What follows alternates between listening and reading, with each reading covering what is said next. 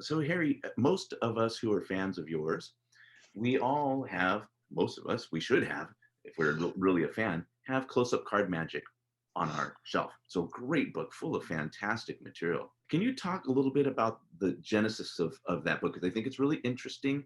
And as you usually say, something bad turned out to be really Yeah. good. Can you talk a little bit about that? Yeah, I can. That memory is pretty clear to me. As I get older, and if I'm not applying my memory systems, and I'm dyslexic, that, and that gets worse every day. Uh, so if I don't apply my systems, I don't. Like I said in a lot of my books, that my memory is 100 times worse than yours. Talking to the reader, and then I'd say it's 1,000 times better than yours when I apply my systems. So, but there are certain things, obviously, that they were pivot points in my life. Those things are pretty clear. That's the norm, I guess. What happened, the way it came into being, I was friends with Lou Tannen, that ran Tannen's magic shop, obviously, and the guy that ran it for him most often was in front of the counter dealing with customers, was a guy by the name of Jimmy Herpick.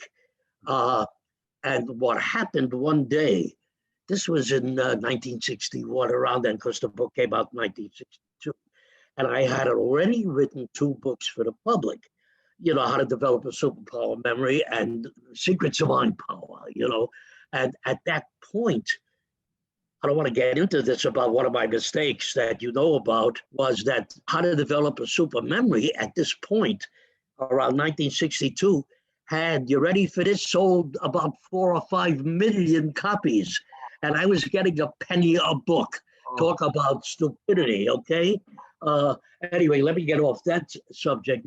But the reason I mention it, is that it seems that I already knew that, yeah, I can write.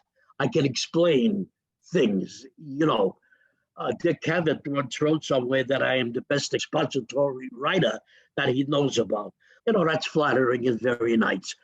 But it gives me something to keep up with, Anyway, okay, back to the point, what you asked me about.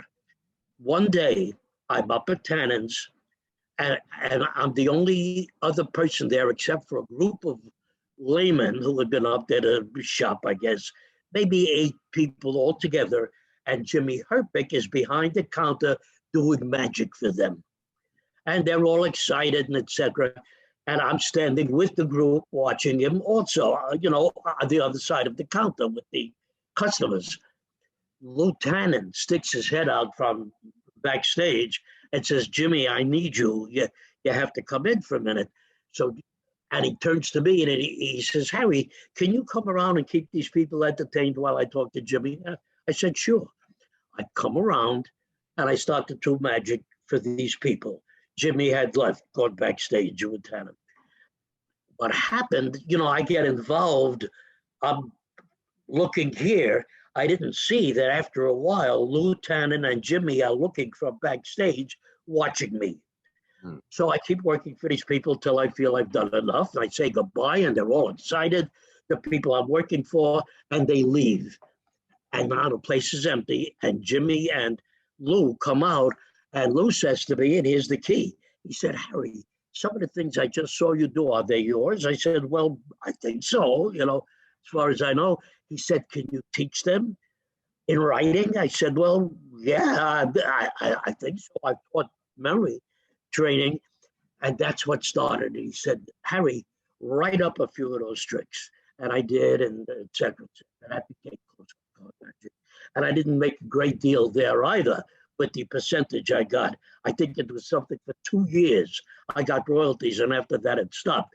Who the hell knew that it was going to become a classic, So talk about stupid things I did. And then I gave Lou Tannen 3 more books after Close-Up Card Magic was PS. He called it Personal Secrets. I called it PS because what I put in there was some of the items that I had forgotten about to put in Close-Up Card Magic. Oh. So I called it PS, but he said, well, let's give it a name, PS, Personal Secrets, And then after that, my favorite card tricks for a few others that I either just came up with or had forgotten about, that I did decades ago, and the last one was Dexterity. But getting back to close-up card magic, I don't know what kind of name in quotes I was to magicians at that point. I honestly don't remember. I mean, I was known locally, because I used to go to the magic shops.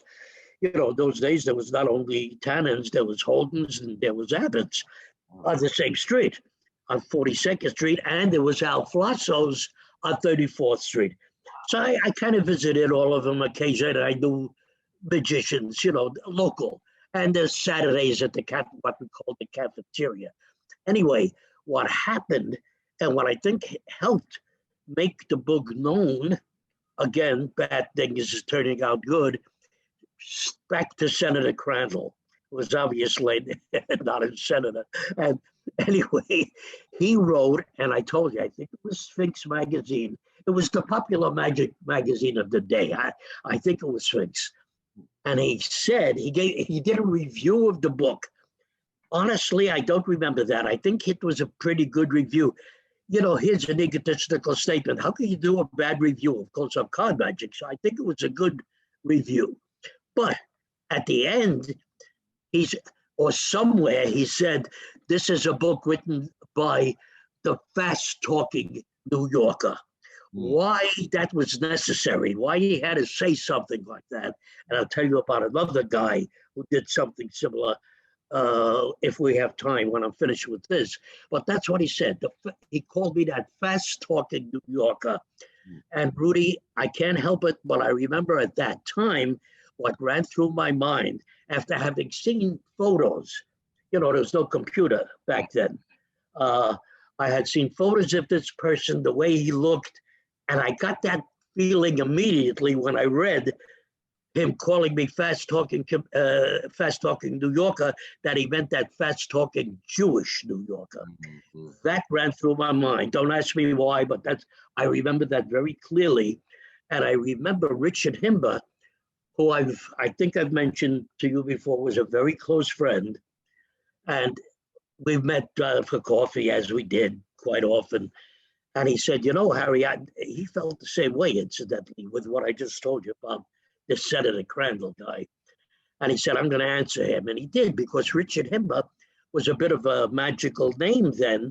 And when he wrote or called, I don't know how he did it, Sphinx magazine, they weren't going to turn him down. They posted his letter or published his letter. And he kind of yelled at Senator Crandall, saying, what are you talking about? How dare you call him names? Oh, yeah, whatever. And Senator Crandall answered back. And this went back and forth a few times. So that's my point. They kept mentioning the name of the book or mentioning me. So I became more known, or the book title became more known because of his idiotic remark.